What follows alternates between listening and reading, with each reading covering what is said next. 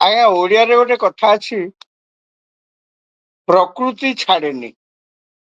ଆଉ ଯଦି ବା କେତେବେଳେ ଛାଡେ ଟିକେ ଟିକେ ଧୀରେ ଧୀରେ ହେଇକିରି ଛାଡେ। କିନ୍ତୁ ପାକିସ୍ତାନର ପ୍ରକୃତିକୁ ଯଦି ଆଲୋଚନା କରାଯାଏ ତାହେଲେ ଦେଖାଯିବ ଇଏ ଗୋଟେ ଦେଶ ତାର ପ୍ରକୃତି ଛାଡିବାର ନାଁ ନଉନାହିଁ।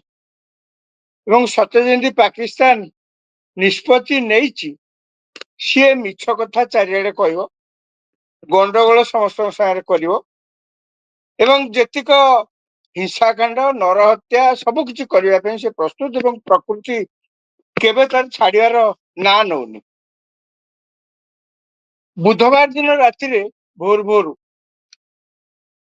ପାକିସ୍ତାନ ଯୋଉ ଆତଙ୍କବାଦୀ ମାନଙ୍କୁ ସବୁ ଖାଇ ପିଇକିରି ପୋଷିକିରି ରଖିଥିଲା ବିଭିନ୍ନ ଜାଗାରେ, ସେଥିରୁ ପ୍ରାୟ ବଛା ବଛା 9ଟି ଜାଗାରେ ଭାରତର ବିମାନ ବାହିନୀ ଯୁଦ୍ଧ ବିମାନ ସବୁ ଯାଇକିରି ଆକ୍ରମଣ କଲେ ଏବଂ ସେଗୁଡିକ ସବୁ ଧ୍ୱଂସ କରିଦେଲେ। ଧ୍ୱଂସ କରିଦେଲା ପରେ ଆରାମସେ ପଳେଇ ଆସିଲେ। ତାପରେ ଏହାପରେ ସମସ୍ତେ ଆଶା କରୁଥିଲେ ଏବଂ ଏଇ ଯୋଉ ଅପରେସନ ହେଲା, ଅପରେସନ ସିନ୍ଦୁର ତା ନା, ସମସ୍ତେ ଆଶା କରୁଥିଲେ ଯେ ଏଇ ଅପରେସନ ସିନ୍ଦୁର ପରେ ପାକିସ୍ତାନ ଅନ୍ତତଃ ନିଜ ଭୁଲ ବୁଝିପାରିବ ଏବଂ ତାକୁ ସାରା ବିଶ୍ୱରେ କେମିତି ବିଭିନ୍ନ ରାଷ୍ଟ୍ର ନାପସନ୍ଦ କରୁଛନ୍ତି ସେ କଥା ଅନ୍ତତଃ ବୁଝିପାରିବ ଏବଂ ଏକଥା ମଧ୍ୟ ବୁଝିପାରିବ ଯେ ଯୋଉମାନେ ତାଙ୍କୁ ସେ ଦେଶକୁ ଟେକି ଟାକିରି ଗଛରେ ଚଢେଇ ଦଉଛନ୍ତି ଯେ ଆମେ ଅଛୁ, କିଛି ଅସୁବିଧା ନାହିଁ, ଯାହା ପାରିବ କରିଯା, ସେ କଥା ଅନ୍ତତଃ ବୁଝିପାରୁଥିବ ଯେ ଏମାନେ କୋଉ କାମକୁ ନୁହନ୍ତି।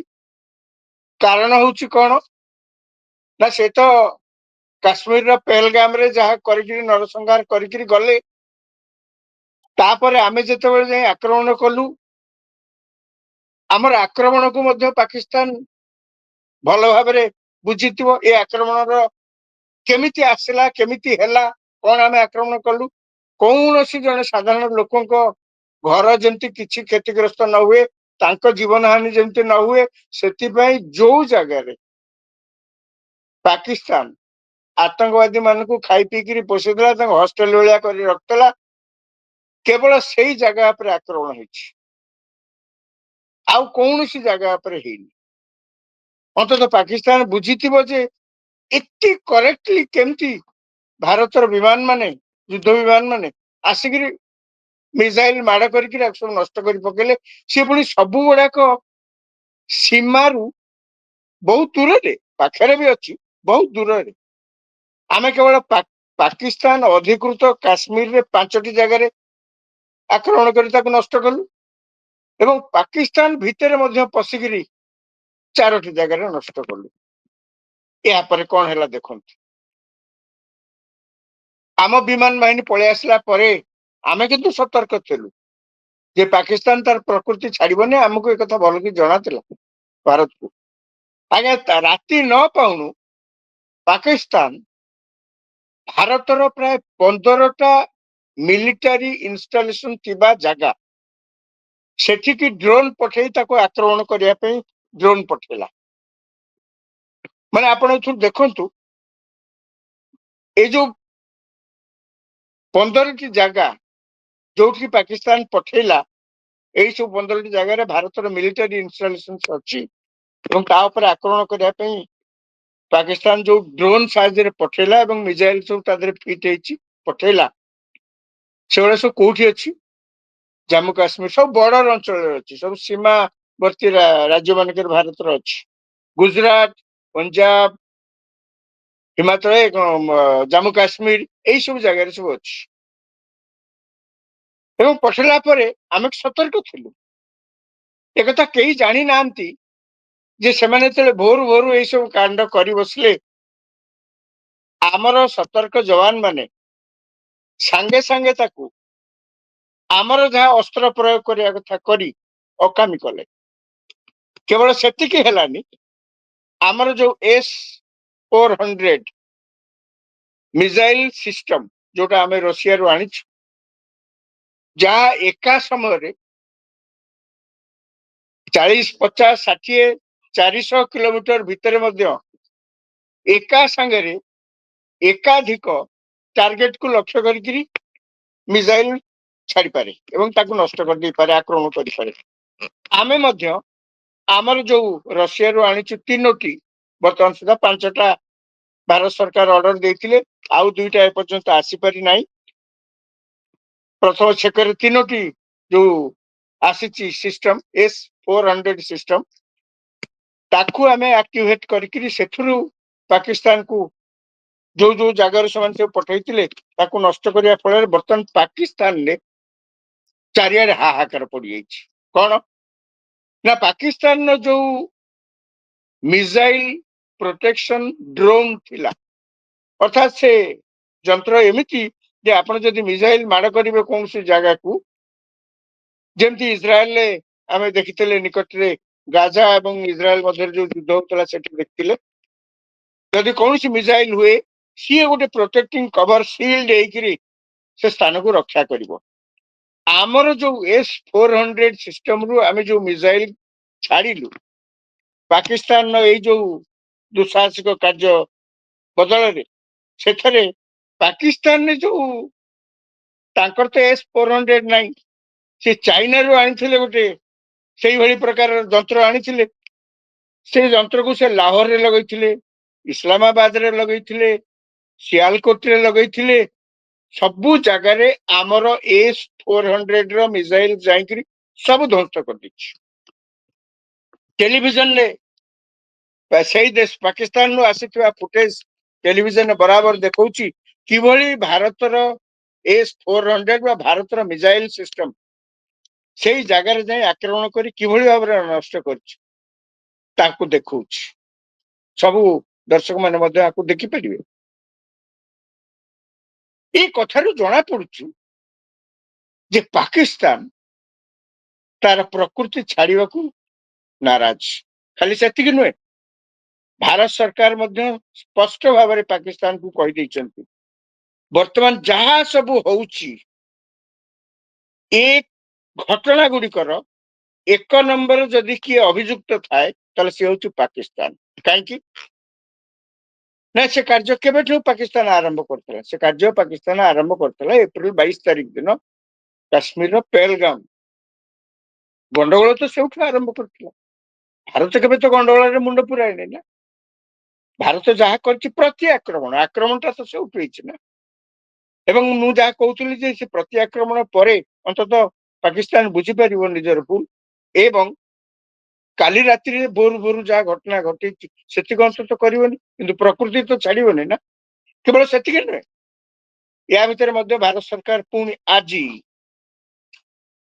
पाकिस्तान को सतर्क कर दैछन्ति जे भविष्य रे यदि कौनसी प्रकार ए प्रकार आउ मिस एडवेंचर पाकिस्तान करे तार मध्ये उचित जवाब आमे दबो काहेकि ना भारत एक सार्वभौमिक देश तार निजर निजर आत्मरक्षा पई निजर सिक्यूरिटी कवर पई निजर सिविलियन का सुरक्षा पई भारत मध्ये चुपचाप बसिबनी भारत मध्ये कार्यानुष्ठान ग्रहण करिवो किंतु पाकिस्तान देखंतु केवल सेतिक संतुष्ट नुहे एतिक जे मिछ कथा कहिकरी पाकिस्तान कोन किछि करूछि एकथा भाबिया भूल पाकिस्तान आउ कोन करछि पाकिस्तान को लक्ष्य करिवे तांकर जेते मंत्री तांको सरकार तांको देश रे वर्तमान भाड़े पड़ जाइछि तांको लोक पचाउछन्ति एते कोन जंत्रपटा सब आनिथलो कुआडे गला किछ तो कुटी होउनी इंडिया वाला आसिकरी हमकु जो जो जगह रे मारिवा कथा सेही सब जगह रे जाइकरी हमको आक्रमण करके चलाउछन्ति काहे आपण मन तो किछ कर परलेनी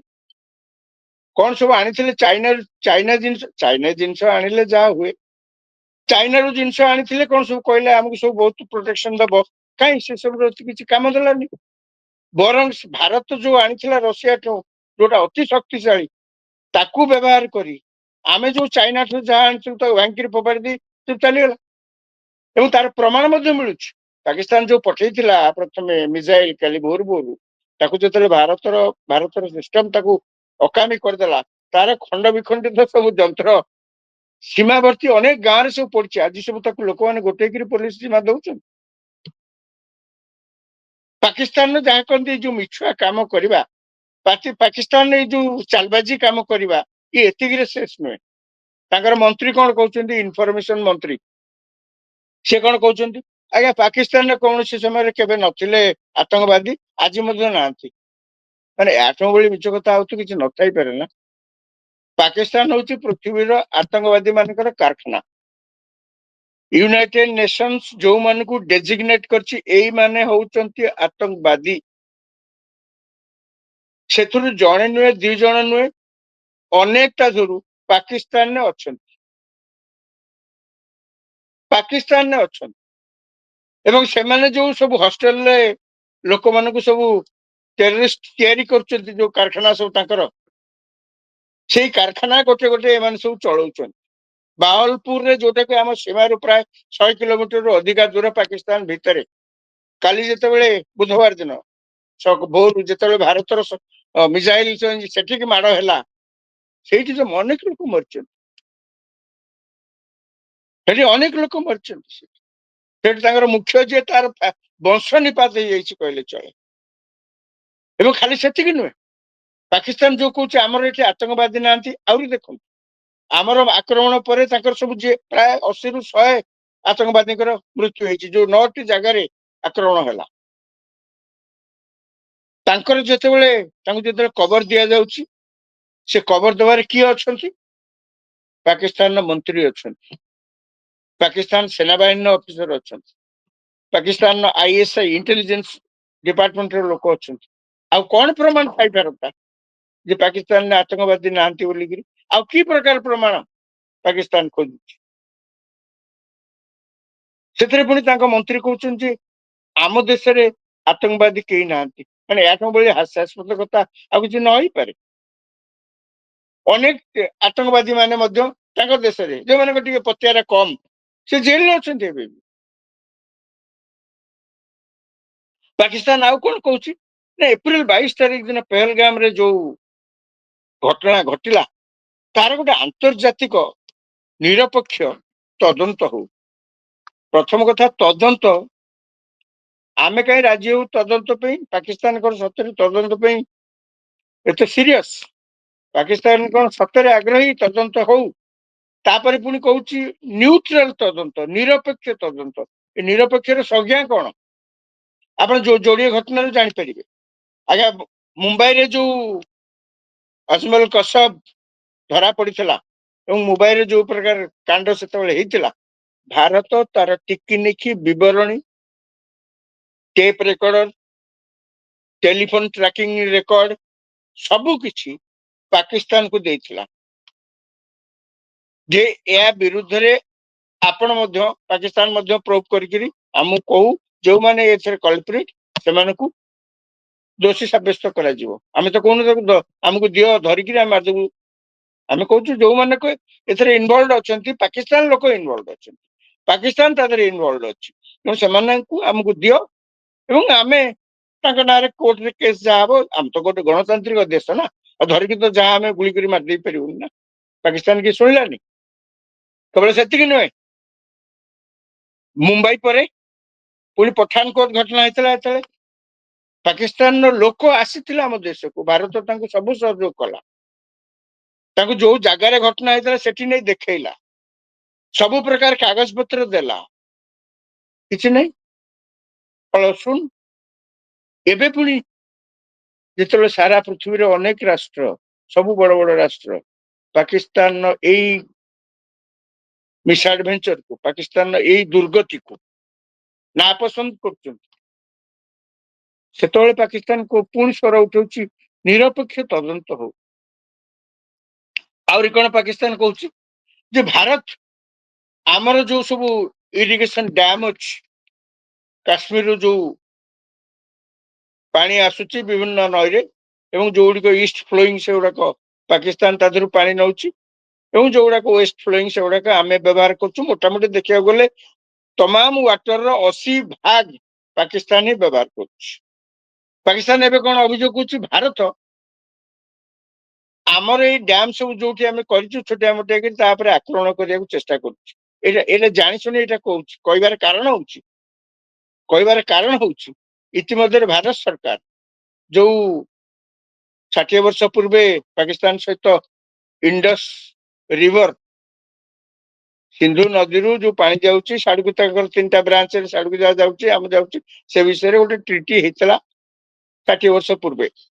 ଭାରତ ସରକାର ଇତିମଧ୍ୟରେ ସେଇ ଟ୍ରିଟିକୁ ଉଭୟ ପକ୍ଷରେ ସେ ଯୋଉ ଆଗ୍ରିମେଣ୍ଟ ହେଇଥିଲା ତାକୁ ବାତିଲ କରିନାହାନ୍ତି, ତାକୁ ବର୍ତ୍ତମାନ ସ୍ଥଗିତ ରଖିଛନ୍ତି। ଭାରତ ସରକାର କହିବା କଥା ଯେ ଆମେ ବାରମ୍ବାର ଚିଠି ଦେଲୁ, ବାରମ୍ବାର, ଥରେ ନୁହେଁ ଦୁଇଥର ନୁହେଁ, ଗଲା 2 ବର୍ଷ ଭିତରେ ଭାରତ ସରକାର କହିବା କଥା ଯେ ଆମେ ବରାବର ଚିଠି ଦେଇଛୁ ପାକିସ୍ତାନକୁ ଯେ ଆସ ସିନ୍ଧୁ ନଦୀର ସେ ଆଗ୍ରିମେଣ୍ଟ ବାବଦରେ ଆଲୋଚନା କର, ତାକୁ ପୁଣି ରିଭ୍ୟୁ କରାଯିବ। କୋଉ 60-65 ବର୍ଷ ତଳେ କଣ ହେଇଥିଲା, ଆଜି 2025ରେ ସମାନ ସିଚୁଏସନ ନାହିଁ। ପାକିସ୍ତାନ ସେ ବିଷୟରେ କିଛି ଚୁପ୍, କାହିଁକି ନା ପାକିସ୍ତାନ ଜାଣିଛି ଏ ରିଭ୍ୟୁକୁ ଯଦି ପୁଣି ଥରେ ଏ ଆଗ୍ରିମେଣ୍ଟକୁ ଯଦି ପୁଣି ଥରେ ରିଭ୍ୟୁ କରାଯିବ ପାକିସ୍ତାନ ହଇରାଣରେ ପଡିବ। ବର୍ତ୍ତମାନ ଭାରତ ସରକାର କଣ କଲେ, ଆସୁନାହାନ୍ତି, ଚାରିଆଡେ ବୁଲିକିରି ଏଇ ପ୍ରକାର ମିଛ କଥା କହୁଛନ୍ତି। ଭାରତ ସରକାର ଇତିମଧ୍ୟରେ ପହଲଗାମ ଘଟଣା ପରେ ଯଦି କୌଣସି ଗୋଟିଏ ବଡ ପଦକ୍ଷେପ ଭାରତ ସେତେବେଳେ ପ୍ରଥମରୁ ଯୋଉଟା ନେଇଥିଲା ତା ଭିତରେ ଏଇଟା ଅନ୍ତର୍ଭୁକ୍ତ। ସିନ୍ଧୁ ନଦୀରେ କବାଟ ପକେଇଦେଲୁ, ପାଣି ସାଡକୁ ଯିବ ନାହିଁ। ତାଙ୍କ ଚାଷୀ ବର୍ତ୍ତମାନ ହାହାକାର। ପାକିସ୍ତାନ ଚାରିଆଡେ ବୁଲିକିରି କହୁଛି ଯେ ଇଏ ଆମ ଡ୍ୟାମ ଗୁଡାକୁ ହଇରାଣ କରିବା ପାଇଁ, ଆକ୍ରମଣ କରିବା ପାଇଁ ଏ ପ୍ରକାର ବ୍ୟବସ୍ଥା କରିଛନ୍ତି। କିନ୍ତୁ ଇଣ୍ଟେଲିଜେନ୍ସ ଖବରରୁ ଯାହା ପ୍ରକାଶ, ପାକିସ୍ତାନ ବର୍ତ୍ତମାନ ସୁଯୋଗ କରୁଛି ଭାରତର ଏଇ ଯୋଉ ଡ୍ୟାମ ସବୁ ଆମେ ଯୋଉଠି ଯୋଉଠି ଅଛି ପାଣି ବନ୍ଦ କରୁଛୁ ତା ଉପରେ କେମିତି ଆକ୍ରମଣ କରିବା ପାଇଁ। ଆହୁରି କଣ ପାକିସ୍ତାନ କି ପ୍ରକାର ବାଟ ଖୋଜୁଛି ବର୍ତ୍ତମାନ ଏଇ ଯାହା ଯାହା ସବୁ ଗଣ୍ଡଗୋଳ କରିଛି ସେଥିରୁ ନିସ୍ତାର ପାଇବା ପାଇଁ। ପାକିସ୍ତାନ ଗୋଟେ ସବୁବେଳେ ଆପଣ ଦେଖିବେ ତାର ପ୍ରକୃତି ହଉଛି ନିଜେ ଗଣ୍ଡଗୋଳ କରିବ, ନିଜେ ହିଂସାକାଣ୍ଡ ଭିଆଇବ, ପରମୁଣ୍ଡରେ ଦୋଷ ଦେବା ପାଇଁ ସବୁବେଳେ ଚେଷ୍ଟା କରିବ। ଏବେ କଣ ପାକିସ୍ତାନ କହୁଛି ଯେ ଆମର ଅନେକ ସିଭିଲିଆନ୍ସ ବେସାମରିକ ଲୋକ ଭାରତର ଏଇ ଆକ୍ରମଣରେ ମୃତାହତ ହେଇଛନ୍ତି। ମାନେ ଗୋଟିଏ ନୂଆ ପଇସାରେ ସେଥିରେ ଭଲ ସତ ଥାନ୍ତା। ଭାରତ ଯୋଉ ଆକ୍ରମଣ କଲା ସେଟା କେବଳ ଯୋଉ ଯୋଉ ଜାଗାରେ ଆତଙ୍କବାଦୀ ମାନେ ଥିଲେ, ଯୋଉ ଯୋଉ ଜାଗାରେ ତାକୁ ରଖାଯାଇଥିଲା, ଯୋଉ ଯୋଉ ଜାଗାରେ ତାଙ୍କୁ ଟ୍ରେନିଂ ଦିଆହଉଥିଲା, କେବଳ ସେଇ ଜାଗାକୁ ହିଁ ଆକ୍ରମଣ କରାଯାଇଛି, ଆଉ ତ କୋଉଠି ନାହିଁ। ସେଥିରେ ଜଣେ ହେଲେ ବି ସେ ଏପରିକି ଏଭଳି ଭାବରେ ବିଲ୍ଡିଂ ଉପରେ ଆଟାକ କରାଯାଇଛି, ପାଖ ବିଲ୍ଡିଂ ରେ ମଧ୍ୟ ଯେମିତି ଟିକେ ଆଞ୍ଚୁଡା ଜାଗା ନ ରହିବ। ତାପରେ ପାକିସ୍ତାନ କହୁଛି ଆମ ସିଭିଲିଆନକୁ ଆକ୍ରମଣ କରୁଛନ୍ତି। ଖାଲି ସେତିକି ନୁହେଁ, ଆଉ ପାକିସ୍ତାନ କଣ କହୁଛି, ଧର୍ମ ନାଁରେ, ଧର୍ମ ନାଁରେ ମଧ୍ୟ ପାକିସ୍ତାନ ତାକୁ ତ ବଜଉଛି ନା ଚାରିଆଡେ। ଏବେ ପାକିସ୍ତାନ ପୁଣି କଣ କହୁଛି ଯେ ଆମର ଯୋଉ ମସଜିଦ ଥିଲା ତା ଉପରେ ଭାରତ ଆକ୍ରମଣ କରୁଛି। ଆଜ୍ଞା, ମସଜିଦ କଣ ହେଇଛି ଆତଙ୍କବାଦୀ ମାନଙ୍କର ଆଡା ହବା ପାଇଁ? ମସଜିଦ ହେଇଛି ଈଶ୍ୱରଙ୍କୁ ପ୍ରାର୍ଥନା କରିବା ପାଇଁ, ଆଲ୍ଲାହଙ୍କୁ ପ୍ରାର୍ଥନା କରିବା ପାଇଁ। ମସଜିଦ ତ ହେଇନି ସେଠି ଯାଇ ଆତଙ୍କବାଦୀ ମାନେ ରହିକିରି ସେଠି ଆଡା କରିବେ। ଭାରତ ସେଇ ମସଜିଦ ଉପରେ ଆକ୍ରମଣ କରିଛି ଯୋଉଟା କେବଳ ବାହାରକୁ ଦେଖା ଯାଉଥିଲା ସିନା ମସଜିଦ, ପ୍ରକୃତରେ ସେଇଟା ହଉଛି ଆତଙ୍କବାଦୀଙ୍କ ଆଡା। ବାହାର ଗେଟ, ବାହାର ଖାଲି ଦେଖିଲେ ଜଣା ପଡିବ ଯେମିତି ଏଇଟା ମସଜିଦ। ଖାଲି ସେତିକି ନୁହେଁ, ଖାଲି ସେତିକି ନୁହେଁ, ଆଉ ପାକିସ୍ତାନ କଣ କହୁଛି, ପାକିସ୍ତାନ କଣ କରୁଛି, ଏଇ କଥା କହିଲା, ମିଛ କଥା କହିସାରିଲା ପରେ ବର୍ତ୍ତମାନ ଆପଣ ଦେଖିବେ ଗଲା 2 ଦିନ ଭିତରେ ସୀମାରେ ପାକିସ୍ତାନ ନିଜ ଆଡୁ ଅନେକ ପ୍ରକାର ସେଲିଂ କରୁଛି, ମୋଟାର ସେଲିଂ ଏସବୁ ଗୋଳା ତାଙ୍କ ଆଡୁ ଆମ ଆଡକୁ ଫିଙ୍ଗୁଛି।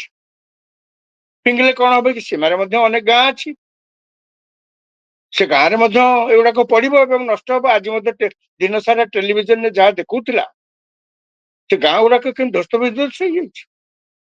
ଏବଂ କେନ୍ଦ୍ର ସରକାର ବର୍ତ୍ତମାନ ସୁଦ୍ଧା ଯାହା ଆକଳନ କରିଛନ୍ତି, ସରକାରୀ ଆକଳନରୁ ବର୍ତ୍ତମାନ ସୁଦ୍ଧା ଯାହା ଜଣାପଡିଛି, ପାକିସ୍ତାନର ଏଇ ପ୍ରକାର ସେଲିଂ ଯୋଗୁ ଭାରତରେ 16 ଜଣ ଲୋକଙ୍କର ମୃତ୍ୟୁ ହେଲାଣି ଏବଂ ସେଇ 16 ଜଣଙ୍କ ଭିତରେ ଛୋଟ ପିଲା ଅଛନ୍ତି, ଏ 16 ଜଣଙ୍କ ଭିତରେ ମହିଳା ଅନେକ ଅଛନ୍ତି। ପାକିସ୍ତାନ ଏଇଟା କରୁଛି। ଖାଲି ସେତିକି ନୁହେଁ, ଏଇ ଯୋଉ ପାକିସ୍ତାନ ଗୋଳା ପକେଇଛି ସେ ଖାଲି ଗାଁରେ ପଡିନି, ପାକିସ୍ତାନ ପୁଞ୍ଚ ସେକ୍ଟରରେ ଶିଖ ମାନଙ୍କର ଗୁରୁଦ୍ୱାର ଉପରେ ଆକ୍ରମଣ କରୁଛି ସେ ଗୋଳା ପକେଇକିରି। 3 ଜଣ ଶିଖ ଗୁରୁଦ୍ୱାରରେ ଥିବା 3 ଜଣ ଶିଖ ଲୋକ ତାଙ୍କର ମଧ୍ୟ ମୃତ୍ୟୁ ହେଇଛି। ଆଉ ଚାରିଆଡେ ବୁଲି କହୁଛି କଣ ନା ଭାରତ ଆମ ମସଜିଦ ଉପରେ ଆକ୍ରମଣ କଲା। ଭାରତ ମସଜିଦ ଉପରେ ଆକ୍ରମଣ କଲା। ଭାରତ ଭିତରେ ଏତେ ଯୋଉ ମସଜିଦ ଅଛି, କୋଉଠି ତ କୋଉଠି ଭାରତରେ କେହି ଜଣେ ହେଲେ ବି କହିନାହାନ୍ତି ତ ଆକ୍ରମଣ କରିବାର କେବେ। ଭାରତ ସେଇଠି ଯାଇ ଆକ୍ରମଣ କରିଦେଲା। କାହିଁକି ଆକ୍ରମଣ କଲା? ଏଇଥିପାଇଁ ଆକ୍ରମଣ।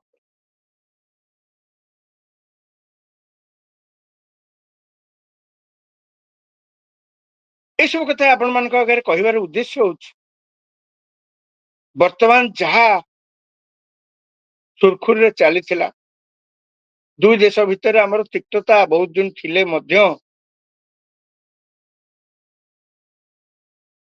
ପାରସ୍ପରିକ ସହଯୋଗ କିଛି ନା କିଛି ପରିସ୍ଥିତିରେ ଏବଂ ସମ୍ପର୍କରେ ଉନ୍ନତି ମଧ୍ୟ ଧୀରେ ଧୀରେ ହବାକୁ ଆରମ୍ଭ କରିଥିଲା। ଏ ତ ଏକାଦିନ ହେଇପାରିବନି ନା। ଏବଂ ପାକିସ୍ତାନ ତ ଯାହା ଆଜି ଦିନର ଯାହା କେନ୍ଦ୍ର ସରକାରଙ୍କର ସାମ୍ବାଦିକ ସମ୍ମିଳନୀରେ ସେଠି ଆମର ବୈଦେଶିକ ସଚିବ ତାଙ୍କୁ ଗୋଟେ ପ୍ରଶ୍ନରେ ସେ ଯାହା କହିଲେ ଯେ ପାକିସ୍ତାନ ଆଜନ୍ମରୁ ତାର ଏଇ ପ୍ରକୃତି, ମାନେ 1947 ଭାରତ ଯେତେବେଳେ ସ୍ୱାଧୀନତା ପାଇଲା, ପାକିସ୍ତାନ ତ ଅଲଗା ହେଇଗଲା।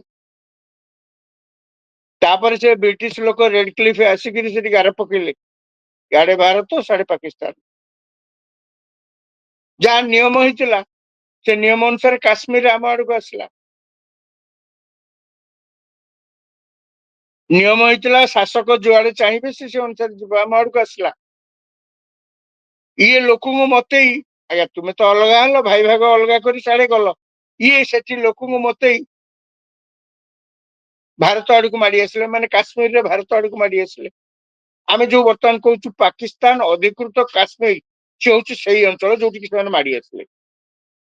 କହିଲେ କଣ ନା ଭାରତ ମାଡି ଆସୁଛି। ୟୁନାଇଟେଡ ନେସନ ପ୍ରତିନିଧି ମାନେ ଏଠିକି ଆସିଲେ ଦେଖିବା ପାଇଁ ଘଟଣାସ୍ଥଳରେ କଣ ହେଇଛି, ଦେଖିଲା ବେଳକୁ ସବୁ ଯାକ ସେଠିକୁ ପାକିସ୍ତାନୀ ଲୋକ। କିନ୍ତୁ ଦେଖିଲାକୁ ଆପଣ ସବୁବେଳେ ଦେଖିବେ, ଯାହା ମୁଁ କହୁଥିଲି, ଗଣ୍ଡଗୋଳ ଆଗେ କରିବ, ହିଂସାକାଣ୍ଡ ଆଗେ କରିବ, ପରମୁଣ୍ଡରେ ଅଠା ଲଗେଇବାକୁ ତାଙ୍କର ଚରିତ୍ର। କିନ୍ତୁ ବେଶୀ ଦିନ ସମ୍ଭାଳି ହବନି। ଇତିମଧ୍ୟରେ କେନ୍ଦ୍ର ସରକାର ସୀମାବର୍ତ୍ତୀ ଗାଁ ମାନଙ୍କରେ ଥିବା ଲୋକମାନଙ୍କୁ ଅନ୍ୟ ଜାଗାକୁ ଯିବା ପାଇଁ ପରାମର୍ଶ ଦେଇଛନ୍ତି। ଲାହୋରରେ ଯେହେତୁ ଆଜି ସକାଳୁ ସକାଳୁ ଭାରତ ଆକ୍ରମଣ କରିକି ତାଙ୍କର ଯୋଉ ମିସାଇଲ ଡ୍ରୋନ୍ ଯୋଉଟା ଅଟକଉଥିଲା ତାଙ୍କର ଯୋଉ ସିଲ୍ଡ ଥିଲା ସେଟା ଭଙ୍ଗା ହେଇଗଲା। ମାନେ ବର୍ତ୍ତମାନ ଭାରତ ସରକାର ତାଙ୍କ ଷ୍ଟାଡିୟମ ମଧ୍ୟ ଜଖମ ହେଇଯାଇଛି। ଚିତ୍ରରେ ଯାହା ଦେଖଉଥିଲା ରାଉଲପିଣ୍ଡି ଷ୍ଟାଡିୟମ, ଯୋଉଠି ବହୁତ କ୍ରିକେଟ ଖେଳ ହେରିକା ହୁଏ, ପ୍ରସିଦ୍ଧ ଷ୍ଟାଡିୟମ, ସେ ମଧ୍ୟ ବହୁତ ଆଘାତ ପ୍ରାପ୍ତ ହେଇଛି, ଭାଙ୍ଗି ରୁଜି ଯାଇଛି ଦେଖଉଥିଲା। ଏବଂ ଆମେରିକା ଇତିମଧ୍ୟରେ ଲାହୋରରେ ଥିବା ତାର ଯୋଉମାନେ ସବୁ ନାଗରିକ ଲାହୋରରେ ଅଛନ୍ତି, କିଏ କେତେ ପ୍ରକାର କାମରେ ଆସିଥିବେ, କିଏ କଣ ଆସିଥିବେ, ବ୍ୟବସାୟ କାମରେ ଆସିଥିବେ ବା ଅନ୍ୟାନ୍ୟ କାମରେ ଆସିଥିବେ, ସମସ୍ତଙ୍କୁ ଆମେରିକା ସରକାର ପରାମର୍ଶ ଦେଇଛନ୍ତି ଯେ ଆପଣ ମାନେ ତୁରନ୍ତ ଲାହୋର ଛାଡିକିରି ଚାଲି ଯାଆନ୍ତୁ। ନିଜ ଦେଶକୁ ଫେରି ଆସନ୍ତୁ କିମ୍ବା ଲାହୋର ଛାଡିକିରି ଚାଲିଯାଆନ୍ତୁ। ମାନେ ଏଇଥିରୁ ଜଣା ପଡୁଛି ପରିସ୍ଥିତି କେତେ ଗମ୍ଭୀର ହଉଛି। ଆମେ କେହି ଚାହୁଁନା, ଆମ ଦେଶର ଭାରତ ବର୍ଷର ଲୋକ କେହି ସାମାନ୍ୟତମ ଗଣ୍ଡଗୋଳକୁ କେବେ ପ୍ରଶ୍ରୟ ଦିଅନ୍ତି ନାହିଁ, ପସନ୍ଦ ବି କରନ୍ତି ନାହିଁ। କିନ୍ତୁ ଯେତେବେଳେ ନିଜ ଦେଶର ସୁରକ୍ଷା ଉପରେ ପ୍ରଶ୍ନ ଆସୁଛି, ଆମର ପଡୋଶୀ ରାଜ୍ୟ ଯିଏ ଆମଠୁ ଜନ୍ମ, ଯିଏ ଭାଇ ଭାଗ କରିକି ସେତିକି ନେଲା, ସେଇ ଯେତେବେଳେ ଭଗାରୀ ହେଇଛି, ଭାଇ ଯେତେବେଳେ ଭଗାରୀ ହେଇଛି, ଆପଣଙ୍କୁ ତ ଘରେ ଚୁପ ହେଇ ବସିଲେ ଚଳିବନି ନା, ଆପଣ ତ ପୁଣି ଘରକୁ ବଞ୍ଚେଇବେ, ପିଲା ଛୁଆଙ୍କୁ ବଞ୍ଚେଇବେ। ତେଣୁ ପାକିସ୍ତାନ ଯୋଉ ଭାବୁଛି ଯେ ଏମିତି ଗଣ୍ଡଗୋଳ କରି ବିଦେଶୀର କିଛି ରାଷ୍ଟ୍ର ମାନଙ୍କର ସହଯୋଗ ଲବ ଏବଂ ସେମାନେ ସବୁ ଭାରତକୁ ସମାଲୋଚନା କରିବେ, ଏମିତି ତୁମେ ଆକ୍ରମଣ କରିଦଉଛ, ସବୁ ଗୁଡାକ ଏପର୍ଯ୍ୟନ୍ତ ଫସର ଫାଟିଗଲାଣି। ତେଣୁ ବର୍ତ୍ତମାନ ପାକିସ୍ତାନରେ ଯୋଉ ସରକାର ଅଛି, ତାଙ୍କର ଯୋଉମାନେ ସବୁ ଅଛନ୍ତି ଲୋକ, ସେମାନେ ବର୍ତ୍ତମାନ ତାଙ୍କ ଲୋକଙ୍କ ଆଗରେ ମୁହଁ ଦେଖେଇବାକୁ ବଡ ଅସୁବିଧାରେ ପଡୁଛି। ତେଣୁ ତାଙ୍କ ଲୋକଙ୍କୁ ମୁହଁ ଦେଖେଇବା ପାଇଁ ପାକିସ୍ତାନ ଦୁଇଥର ଆ ଭିତରେ ଏତେ ଘଟଣା କଲାଣି। ପହଲଗାମରେ ଯାହା କଲା ଏବଂ ତାପରେ ଭାରତ ଆକ୍ରମଣ କରିଛି ଯୋଉ 9ଟି ସ୍ଥାନରେ, ଇଏ ସବୁ ତାଙ୍କର ପାରିବାର ପଣିଆକୁ ପଦାରେ ପକେଇ ଦେଇଛି। ତେଣୁ ପାକିସ୍ତାନ କିଛି ନା କିଛି ଗଣ୍ଡଗୋଳ ଏମିତି ଲାଗିବ। ଚଲେଇ ରଖିବ ସେ। ତାକୁ ପ୍ରତିହତ କରିବା ପାଇଁ ଭାରତ ମଧ୍ୟ ସାରା 140 କୋଟି ଲୋକଙ୍କର ଦେଶ, ସମସ୍ତେ ଏକଜୁଟ ହେଇଛନ୍ତି। ଏବଂ ଏ ଘଟଣା ଆହୁରି ସଙ୍ଗୀନ ବୋଧେ ହବାକୁ ଯାଉଛି, ନ ହଉ ତ ସମସ୍ତେ ଚାହାନ୍ତି। କାହିଁକି ନା ଆମେରିକା ଯେତେବେଳେ ତାର ସିଟିଜେନ ମାନଙ୍କୁ ଲାହୋର ଛାଡି ଚାଲିଯିବା ପାଇଁ କହୁଛି ଏବଂ ଅନ୍ୟାନ୍ୟ ରାଷ୍ଟ୍ରମାନେ ଯେତେବେଳେ ଉଦ୍ବେଗ ପ୍ରକାଶ କରୁଛନ୍ତି, କଣ ଆଗକୁ ହବ ତାହା ଠିକ ଭାବେ ଆକଳନ କରିବା କଷ୍ଟ। କିନ୍ତୁ କେନ୍ଦ୍ର ସରକାର ଅତି ଦୃଢ ଭାବରେ କହିଛନ୍ତି କୌଣସି ପରିସ୍ଥିତିରେ ଆମେ ପାକିସ୍ତାନର ଏ ପ୍ରକାର ହିଂସାକାଣ୍ଡ ବିରୁଦ୍ଧରେ ସମୁଚିତ ଶିକ୍ଷା ପାକିସ୍ତାନକୁ ଦବୁ। ଆଗକୁ କଣ ହଉଛି ଦେଖିବାକୁ ରହିଲା। ନମସ୍କାର।